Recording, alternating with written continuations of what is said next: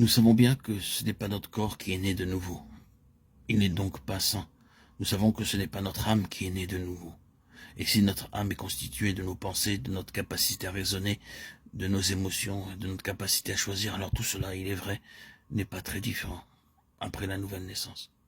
Cela pose un réel problème pour notre vie chrétienne, que nos pensées, notre cœur et notre volonté ne soient pas saints en nous.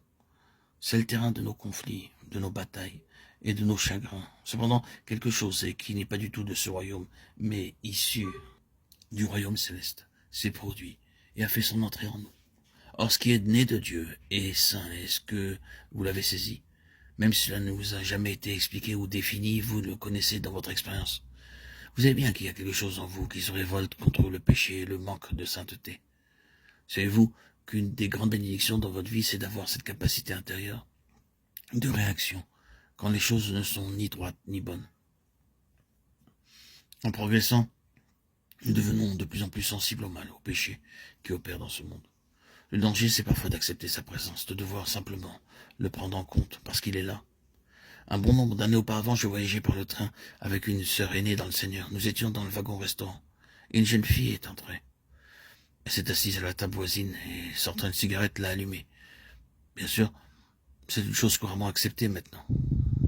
Mais pour ma chère sœur, c'était par contre tout à fait nouveau. Un regard consterné a assombri son visage, et ses yeux étaient exorbités. Elle me regardait et je peux vous affirmer que j'ai eu beaucoup de mal pour l'empêcher d'aller dire à cette personne d'éteindre sa cigarette et d'arrêter de fumer. Peut-être pensez-vous que j'ai eu tort de l'en dissuader. Étant un homme qui côtoyait un peu plus qu'elle-même les gens du monde, je savais que cette attitude était devenue courante. Mais pour elle, le choc avait été plus profond. Maintenant, nous sommes dans un monde comme celui-là. Peut-être que les effets de ces chocs se sont amoindris, mais malgré tout, et cela est vrai, pour chaque enfant de Dieu, il y a ce même sentiment, quelque chose d'une forte réaction, d'une révolte intérieure concernant le péché, le mal, le manque de sainteté. Quelle garantie cela représente? C'est un don de Dieu d'avant cela. Dieu fasse que jamais nous ne perdions notre sensibilité dans ce domaine et au risque de ne plus être affectés par l'horreur du péché. Prenez garde, jeunes gens, de ne pas émousser la sensibilité de votre nouvelle naissance en vous accommodant des manières de faire du monde, de ses habitudes, de ses mœurs, les considérant comme quelque chose d'inévitable. Demandez au Saint-Esprit de vous garder très sensible à l'égard du péché et du mal. Vous conservez vivante cette différence, ce qui est partie intégrante de votre droit d'aînesse.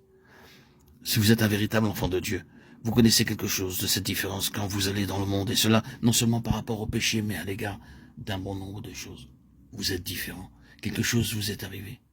Si tel n'est pas le cas, il est grand temps pour vous de bien examiner cette question pour savoir si vous êtes un véritable enfant de Dieu.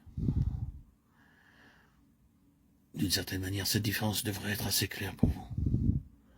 Mais vous ne devez pas seulement saisir cette différence parce qu'on vous l'a dit, ni parce que vos parents sont chrétiens et qui n'aiment pas que vous fassiez certaines choses de telle sorte que vous avez pu acquérir une forme de bonne conscience, mais qui en réalité est celle de vos parents et non la vôtre. Non, cela doit être dans votre propre cœur, dans votre propre fond. Il est nécessaire d'avoir conscience d'être différent, fondamentalement différent de ceux qui ne sont pas au Seigneur.